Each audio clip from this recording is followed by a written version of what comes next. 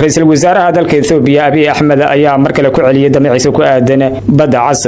Ra'iisul wasaare Abiy Ahmed oo hadlayay ayaa waxa uu yiri Itoobiya waxay leedahay biyo xidheenka ugu weyn geeska Afrika iyo sidoo kale diyaarad ugu horumarsan qaaradda Afrika.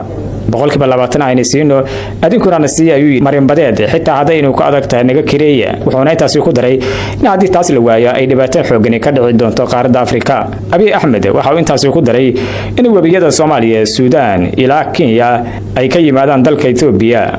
waxaana suurtagal ah ayuu yiri hadii hadaladana dhig jalaq loo sii waayo inaan guud ahaan baxirano wabiyadaasi taas oo dhibaato xooggan ay ka dhalan doonto. Abiy Ahmed mar uu sii hadlayay ayuu yiri 20 milyan oo Soomaaliya ayaa haysta 5,000 oo kiiloomitir oo xeeb ah sidee cadaalad ku tahay in 130 milyan ee Itoobiyaan loo diido 50 kiiloomitir oo bad ah.